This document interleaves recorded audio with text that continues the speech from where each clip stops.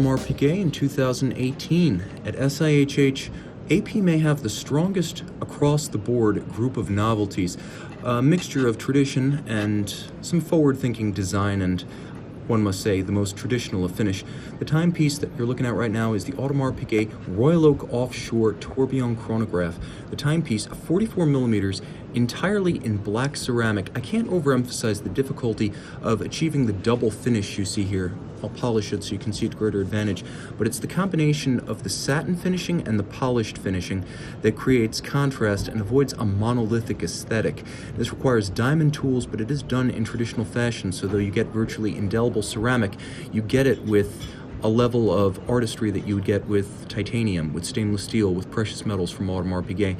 Now the watch, 44 millimeters, contains a caliber 2936 that is entirely open-worked, an impressive power reserve for a power-intensive complication like the tourbillon. 72 hours, manually wound. You can see it is a traditional column wheel chronograph, and once again, I apologize for my fingerprints. I have been all over these watches, but the timepiece features a traditional column wheel architecture with a lateral clutch, beautifully executed. This is caliber 2936, 28 pivot jewels, and 299 parts. You can see it's beautifully executed.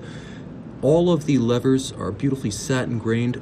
The edge of everything that has an edge with beautiful rounded anglage, a mass of darkened metal and ruby pivots. It's also a chronograph and thus highly practical. While it is 20 meters water resistant and thus not your first choice for diving, Audemars Piguet has those too this year. This is the 44 millimeter Audemars Piguet tourbillon chronograph from the Royal Oak Offshore collection. Now I showed you the beige accented variant, and now we're looking at the blue accented variant of the Audemars Piguet Royal Oak Offshore tourbillon chronograph, a timepiece 44 millimeters in black ceramic that is accented subtly across each version. This one features beautiful cyan blue accents for the registers for chronograph minutes and seconds, as well as accented hands. The watch features a manufacturer caliber 2936 with 28 pivot jewels, 299 components, and the functionality of a chronograph as well as a tourbillon. Now, if you look at the front of the watch, you can see the specular finish of both the tourbillon carriage and the tourbillon bridge, sometimes known as black polish, sometimes known as Poli Noir in its native Francais. You can see this is an open-worked watch, so technically it's the Royal Oak Offshore tourbillon chronograph open-worked. A limited series, though Audemars Piguet isn't going to hold itself down to a specific number.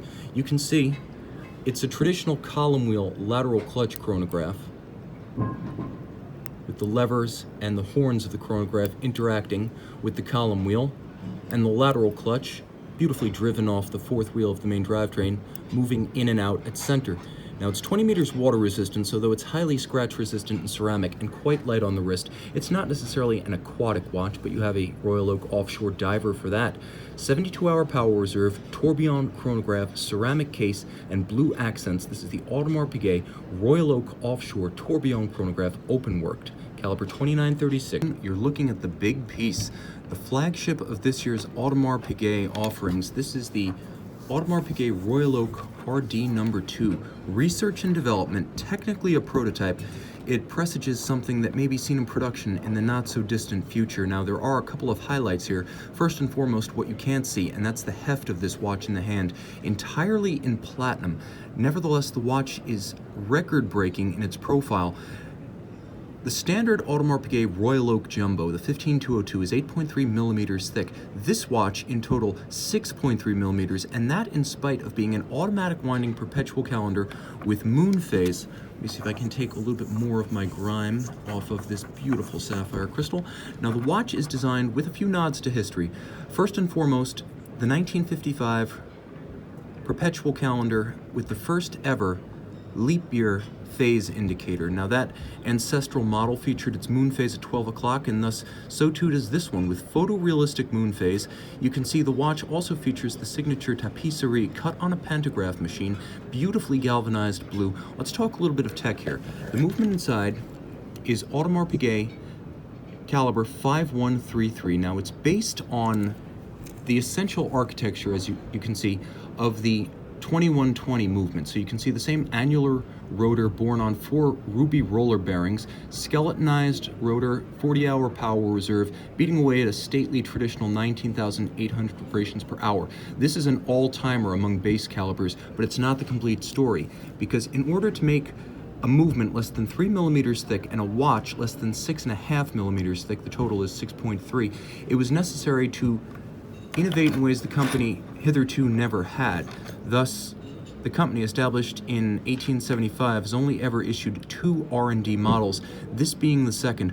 With production intent, but nevertheless a prototype serial number, I have to say that the watch, 41 millimeters across, is almost limpet-like on the wrist. Again, the slim profile of this watch cannot be overemphasized, and its mass in full platinum with matching bracelet and clasp, impressive. Intellectually impressive, artistically impressive. This is a watch that a fortunate few may be able to wear in the near future. For now, this is the Audemars Piguet R&D number 2, the world's thinnest automatic perpetual calendar. Since I know some will ask, how does the Audemars Piguet Royal Oak R&D number 2 perpetual calendar wear? Well, you can see on my 16 centimeter circumference wrist, it's still broad at 41 millimeters. It wears like a larger watch. The timepiece is immense lug to lug at over 52 millimeters for the 41 millimeter case, and I say immense because you wouldn't expect that of a watch so flat it's almost flush with my skin when buckled down. Nevertheless, the feeling of platinum, case, bezel, bracelet, and clasp is incredibly impressive. Technically impressive, physically massive. Hey, we're looking at Jumbo.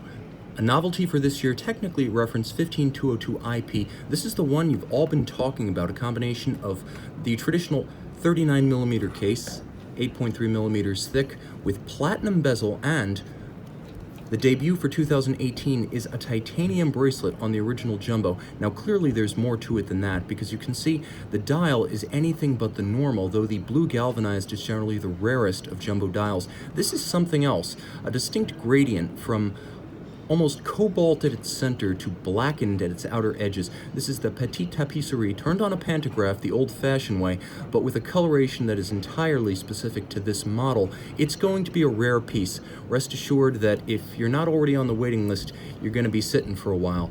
A boutique exclusive, it's important to note, so make friends with your Audemars Piguet factory store. The timepiece, featuring a variant of the caliber 2120, I believe this is caliber 2121 because of the date, featuring the skeletonized golden winding rotor in a beautiful rose gold tone. Of course, an annular winding mass. It looks like a single-sided rotor. It actually runs the full circumference of the movement, and it's borne on 4 ruby rollers. 40-hour power reserve. This one, a heritage movement that is created and finished in-house by Audemars Piguet.